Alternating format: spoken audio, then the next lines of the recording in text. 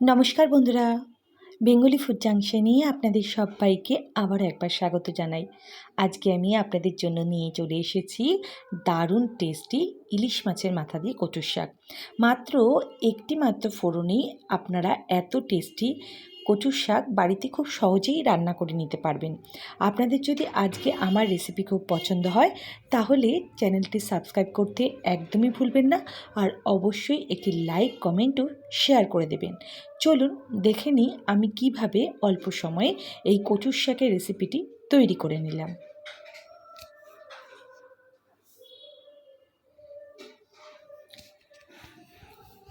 উৎসবের মরশুমে এই ধরনের কচুর শাক হলে মন্দ হয় না। এখানে দেখুন, কচুর শাককে আমি ভালো করে কেটে ধুয়ে পরিষ্কার করে নিয়েছি, আর নিয়েছি ইলিশ মাছের মাথা। আমি আগেও আমার চ্যানেলে একটি কচুর শাকের রেসিপি দিয়েছি, সেখানে আমি কচুর শাক কাটার পদ্ধতি কিভাবে পরিষ্কার করবেন সেগুলো বিস্তারিত দিয়েছি, আপনারা চাইলে সেটি দেখে নিতে পারবেন। এরপর ধুয়ে পরিষ্কার করে রাখা কচুর শাকটি একটি পাত্রে আমি সামান্য জল দিয়ে কচুর শাকটি দিয়ে দেবো, আর ওপর থেকে দিয়ে দেবো সামান্য লবণ। এরপর একটি ঢাকনা দিয়ে আমি লো টু মিডিয়াম ফ্লেম করে পাত্রটি ঢেকে দেব। প্রত্যেক বন্ধুদের কাছে অনুরোধ করব ভিডিওটি স্কিপ না করে পুরোটি দেখার, তাহলে যখন আপনারা রেসিপিটি তৈরি করবেন পারফেক্টভাবে তৈরি হয়ে যাবে। মোটামুটি 10 মিনিট মতো লেগেছে সেদ্ধ করতে। সেদ্ধ হয়ে গেলে আমি একটি ঝাঁঝরি বা যেখানে ছিদ্র আছে সেরকম পাত্রে কচুর শাকটি দিয়ে ভালো করে জলটি ছেঁকে নেব, যাতে কচুর শাকের মধ্যে একটু জল না থাকে। অন্যদিকে কড়াইতে আমি সর্ষের তেল দিয়েছি সামান্য হলুদ ও সামান্য লবণ। এরপর একটু নাড়াচাড়া করে নিয়ে এর মধ্যে ইলিশ মাছের মাথাটি ভেজে নেব। অনেক সময় মাছ কাটতে গেলে বাজারে ইলিশ মাছের তেলটিও আমাদের সাথে দিয়ে দেয় মাছের সাথে।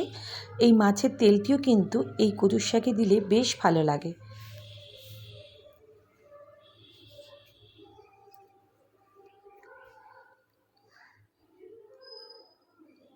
মাথাটি বেশ লাল লাল করে ভেজে নিতে হবে। আমি দুপিটি বেশ লাল করে ইলিশ মাছের মাথাগুলো ভেজে নিচ্ছি।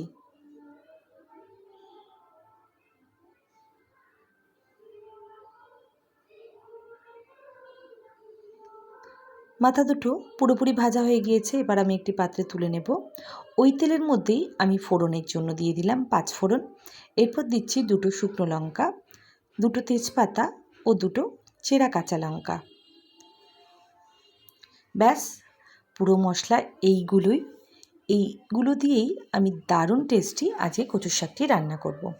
এরপর জল ঝরানো কচুর শাকটি আমি এই ফোড়নের মধ্যে দিয়ে দিলাম। এবার ভালো করে আমি মিশিয়ে নেব।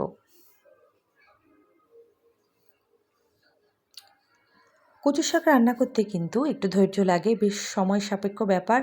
ভালো করে টানিয়ে টানিয়ে কচুর শাকটি রান্না করতে হয়, না হলে কিন্তু খেতে ভালো লাগে না। কচুর শাক যেমন আমিষ হয়, মানে মাছের মাথা দিয়ে, চিংড়ি মাছ দিয়ে, তেমন নিরামিষ বিভিন্ন দিয়েও কচুর শাক তৈরি করা যায়। যেমন নারকেল দিয়ে, ছোলা দিয়ে, বাদাম দিয়ে, সেটিও কিন্তু ভীষণ ভালো হয় খেতে। আমি কোনো একদিন আপনাদের সাথে নিরামিষের এই কচুর শাকের রেসিপিগুলো শেয়ার করব। কচুর শাকটি দেওয়ার পর আমি হাতা দিয়ে ভালো করে সব কিছু মিশিয়ে দিচ্ছি, আর দিয়ে দিয়েছি পরিমাণ মতো হলুদ ও চিনি। যেহেতু আমি কচুর শাক সেদ্ধ করার সময় লবণ দিয়েছিলাম, তাই এখানে আমি আর লবণ দিচ্ছি না। এরপর ভালো করে মিশিয়ে নেওয়ার পর ভেজে রাখা ইলিশ মাছের মাথা দিয়ে দিলাম। আপনারা চাইলে আরও মাথা দিতে পারেন, যেহেতু আমার কাছে এরকম গোটা একটা মাথাই ছিল তাই আমি এটাই দিলাম। আপনারা চাইলে বেশি পরিমাণেও মাথা দিতে পারেন।